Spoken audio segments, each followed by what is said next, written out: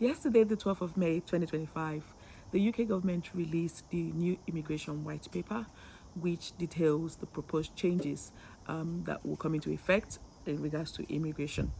Now, if you are a teacher outside of the UK, abroad, and you're looking to come into the UK to teach or to train as a teacher, and you're wondering how these changes might affect you, well, in this video, I'm going to be talking through the changes and what impact it has for teachers who are overseas who like to come into the UK to teach. So sit right back and get your pen and paper if you wish to. Hi, and welcome back again to my channel. Now, we all know that teaching is one of the shortfall areas where the UK government is still looking to get people to come into the country to teach. And of course, we all heard about the release of the white paper yesterday. Now, the changes this white paper bring might affect teachers who are looking to come to the UK, and I'm just going to be walking you through what those are and what you need to do or what you need to be aware of as you prepare to come into the UK. So teaching is still one of the shortfall areas, still has it at the time when the new shortfall list will come out, as was proposed, as was said in the white paper. But for now, that hasn't come out. So therefore, teaching, we all know that teaching is still one of the shortage occupation area that is still looking for people to fill those positions.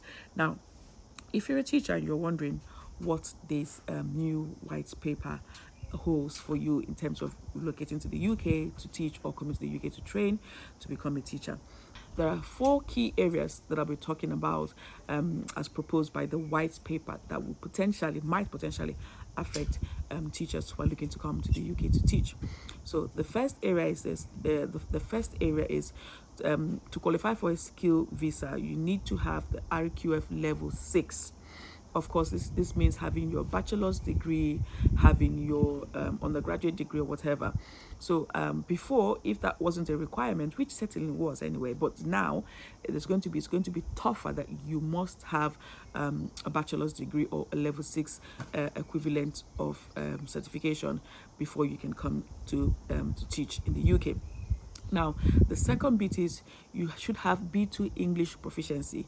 Now, if you were not required before as a teacher coming to teach to write the IELTS skill, I know some of you will write the IELTS, or some of you did the INEC or the UK NARIC, as I know it, qualification translation. Now, this might still remain the same. You might still be able to do your qualification check to see if it meets the standard, or rather, you might now be requested to write an IELTS or one of the exams that prove that you have adequate command and use of English. So, and then also, if you've got, for instance, you've got a family and who's looking to come to the UK with you, they also will have to then write the test in English, which wasn't the case before. So that's another thing to bear in mind, right? Like your spouse will have to write the test in English to see if they've got good enough English to function in the UK.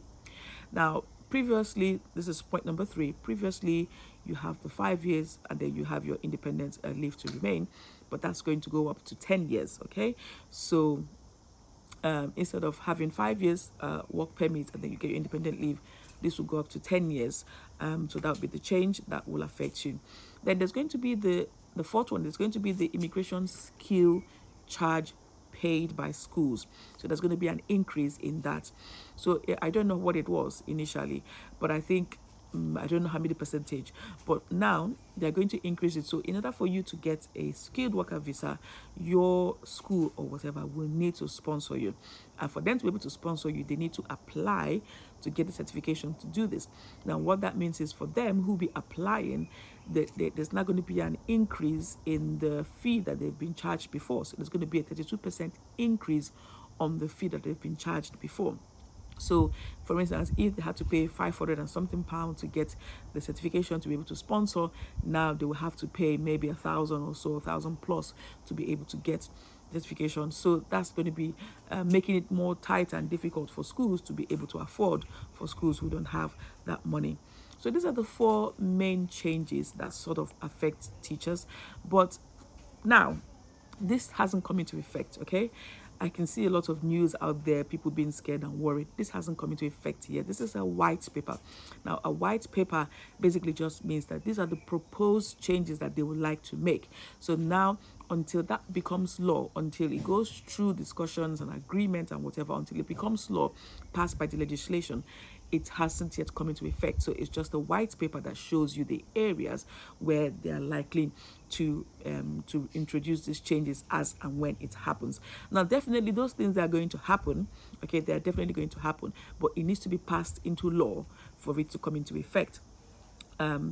So that's what the white paper means. So if you are still in the process of trying to come in, looking for a job and all of that, you can still go ahead and continue. Now, I know that the earliest one, which has to do with skilled worker visa and graduate visas, will probably come into effect as early as October this year. Okay, but until then, every of this thing on the white paper is just giving you a briefing of what it is that they would like to do if the law gets passed by the House of Parliament and is accepted by all, and then these things will come into effect. So there's no need to sort of panic now. Just keep doing what you're doing and then hoping for the best before that time. Now, what are the things that you need to know, or things that you need to do now in order to prepare yourself ahead of these changes? So the first thing you need to do is, if you haven't written an IELTS, you can write one now, because I know they last for 2 years anyway. So you can write one, prepare yourself for that. If you haven't done your ENIC, do that now and make sure you have it ready, just in case there's a change and then they says, okay, we're not going to take this anymore. I'm sure they'll make some concession for those who already have one. So make sure you do that now. So take an English proficiency test if you haven't already. So you got your IELTS, you got your TOEFL, you've got your Cambridge, all of those. So if you haven't done it, go and do it now for you and your spouse or your partner that you hope to come with to the UK.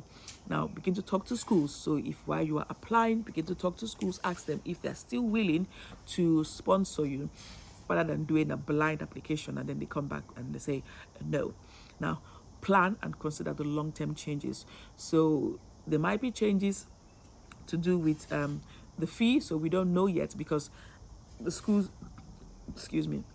might end up passing this high percentage increase in the skilled worker visa to the visas. So you might find out that they might say, oh, there's going to be an increase in visa application, which they haven't stated. So maybe it might not be, but you just have to plan ahead of time.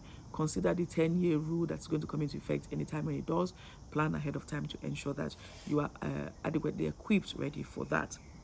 Now, as I said, your the skilled worker visa for teachers is still up and running. Okay, I know it's for carers who they're going to stop. If it comes into effect, they're going to stop that for carers. But so for teachers, the market is still open. They're still looking for teachers, especially in the STEM subjects areas. So teachers are still in demand, but until whenever the time it comes when they says, okay, we've had enough teachers, we don't need any more. But for now, the new list is not out, so we can still hope and bank that teachers are still very much welcome to come to the UK to teach if they manage to get a job.